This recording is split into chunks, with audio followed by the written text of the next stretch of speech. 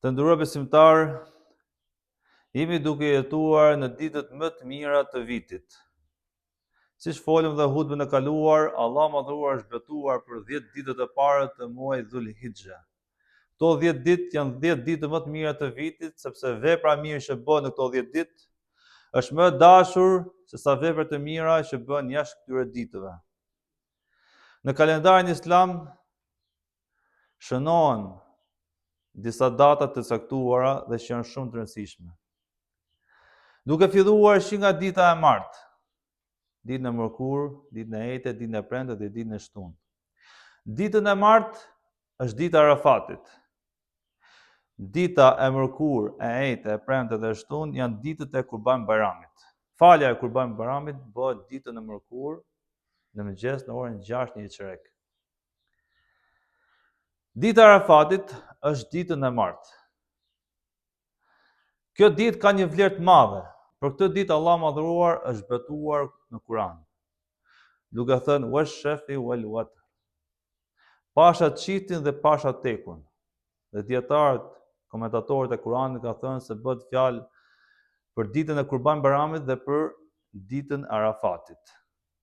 Pra teku është dita e Arafatit.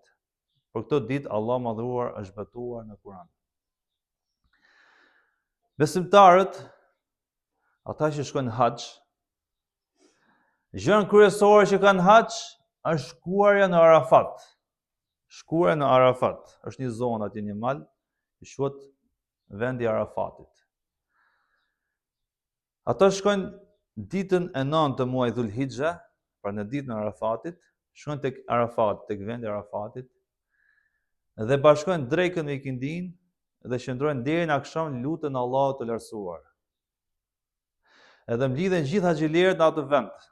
Gjithë haxhilerët mblidhen në atë vend, pra në vendin e Arafatit, në ditën e Arafatit.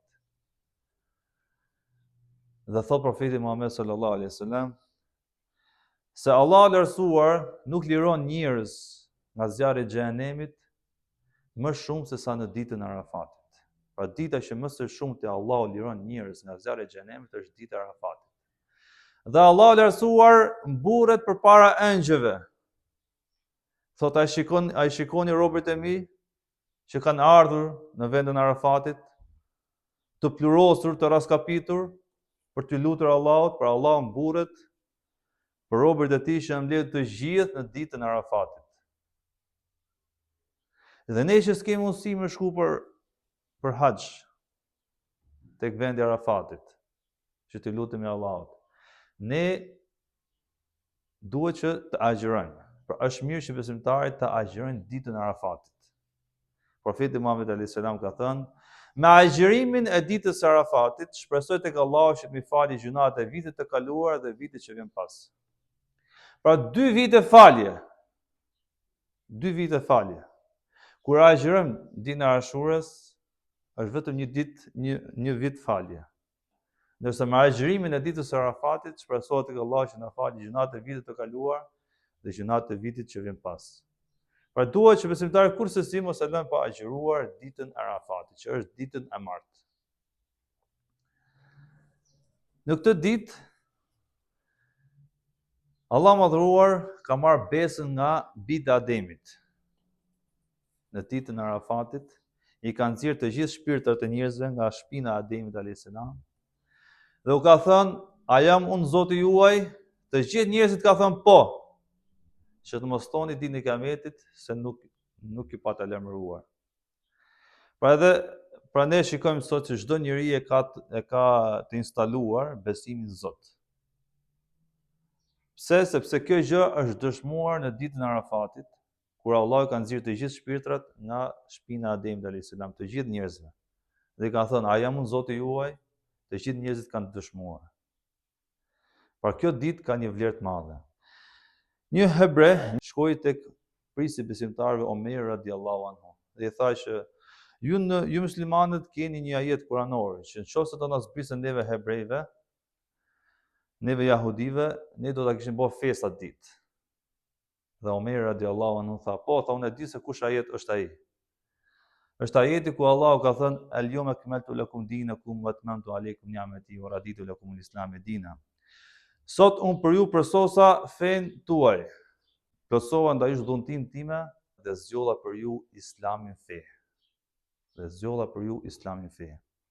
Dhe thot Omer radiallahu anhu, unë di se ku zbriti ky ajet. Ky ajet ka zbrit në vendin e Arafatit, në ditën e Arafatit, në ditën e Xhuma. Ky ajet kaq madhështor që tregon se feja e Islamit është e gjitha e plotësuar.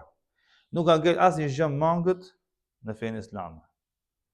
Çdo gjë Allah madhuar e ka qartësuar në librin e tij të shenjtë, pra në Kur'an. Në ditën e Arafatit është plotësuar gjithë feja islame. Gjithashtu, në ditën e mërkurë është dita e Kurban Bayramit. Masi falim namazin e Bayramit, besimtarët drejtohen, ata që kanë mundësi, ata që kanë bën niyet, edhe që kanë mundësi me therr kurban. Kur është koha e kurbanit?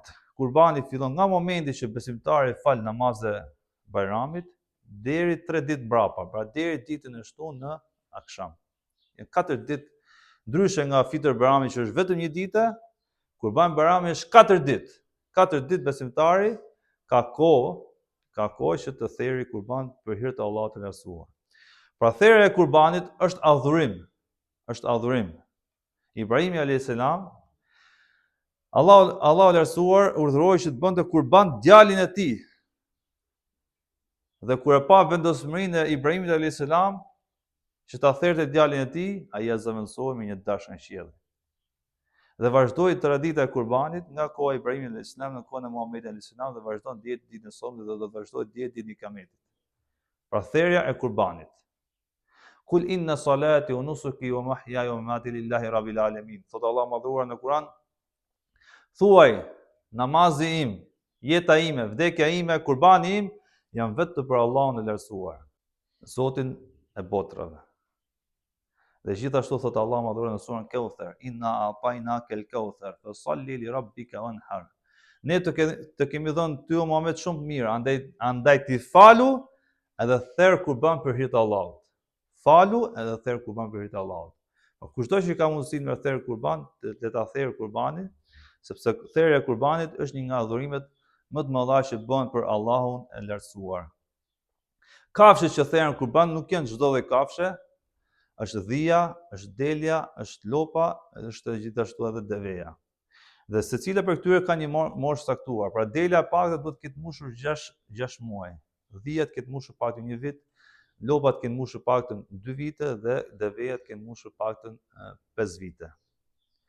Dhe secila kafshë ti bën për kurban duhet që të ketë cilësitë. Duhet të jetë saksallam, pra duhet të jetë pas 1 metë. Mos ketë meta, mos e ketë veshën e shyrë, apo bishën e prerë, apo brirën e thyrë.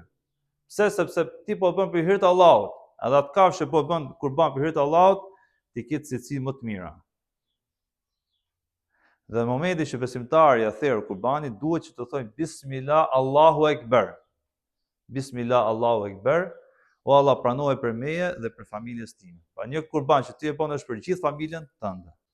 Në momentin që therr besimtari duhet që të tregoj rahmet thot profeti Muhammed alayhis salam. Nëse therrni në mënyrën më të mirë. Dhe kur therret mishi, thot Allah madhuar në Kur'an, hani për mishit të kurbanit dhe jepni atij që lyp dhe atij që nuk lyp. Dhe dietarët kanë thënë që ai që lyp janë të varfrit dhe ata që nuk lypin janë të afërmit tuaj. Farafisi jot. Pra edhe farafisit ton me nda kurbanin që ti e therr, sepse është gëzim për të gjithë njerëzit. Pra me shpërndar këtë gëzim me të gjithë të tjerët. Wa kullu hadha al-qawl astaghfiru lakum fastaghfiru innahu huwal ghafurur rahim. Kërkoni falje Allahut, në të vërtetë Allah është falës dhe mëshiruesi.